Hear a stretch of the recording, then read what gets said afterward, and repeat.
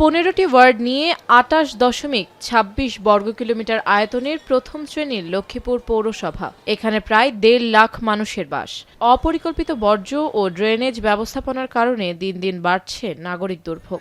এর ফলশ্রুতিতে যত্রতত্র ময়লা আবর্জনার স্তূপ ও ড্রেন পরিষ্কার না করায় জলাবদ্ধতা সৃষ্টি হচ্ছে। এতে ড্রেনের ভেতরে জমে থাকা পলিথিন, প্লাস্টিক, বাসাবাড়ির ময়লা ও জলাবদ্ধ নোংরা পানি নিয়মিত পরিষ্কার না করায় এসব স্থান হয়ে উঠছে ডেঙ্গু ও ম্যালেরিয়া সহ বিভিন্ন রোগবাহী মশার প্রজনন ক্ষেত্র।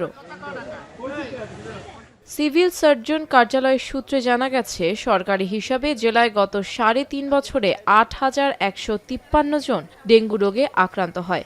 এর মধ্যে এবছর জানুয়ারি থেকে জুন মাস পর্যন্ত 6 মাসে 43 জনের ডেঙ্গু ধরা পড়েছে। তবে জেলার 5টি উপজেলায় সরকারি হাসপাতালগুলোতে অর্ধ শতাধিক রোগী ডেঙ্গু উপসর্গ নিয়ে চিকিৎসা নিয়ে সুস্থ হয়ে বাড়ি ফিরেছে। শহরের উপর হয়তো দুই একটা করতে পারে, কিন্তু গ্রাম অঞ্চলের মানুষগুলা এই যে বর্ষা আসলে পানি জমে থাকে, বিভিন্ন জায়গায় যে জলাবদ্ধতা থাকে, মশক নিধনের কোনো কার্যক্রম কখনো কোনো ব্যবস্থা নাই। অপরিকল্পিত ড্রেনেজ ব্যবস্থা এবং অপরিষ্কার বা অপরিচ্ছন্নতা, ড্রেনের নিষ্কাশনটা বা ব্যবস্থাপনাটা আসলে ঠিকমতো হচ্ছে না, বিধায় মশার উপদ্রবটা বেশি। যত্রতত্র মলাস্তূপ জমে থাকা, যে কারণে এই সময়ে মশার অত্যাধিক উপদ্রব। পৌরবাসীর অভিযোগ, লক্ষ্মীপুর পৌরসভার প্রায় 34 কিলোমিটার ড্রেনের কোনোটি পরিকল্পিত নয়। এই ড্রেনের পচা ও দুর্গন্ধযুক্ত পানি থেকেই মশার বিস্তার বেশি ঘটছে। সারা দেশের মতো লক্ষ্মীপুরেও কিন্তু ডেঙ্গুর এখন রোগীর সংখ্যা বাড়ছে।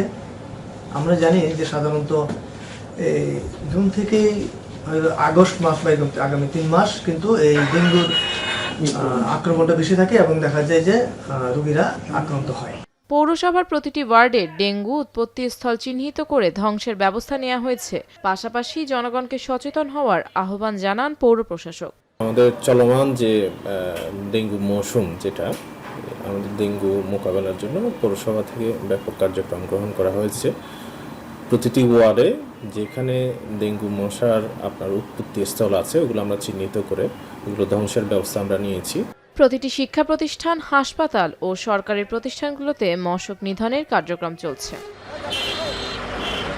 এখন লক্ষ্মীপুর।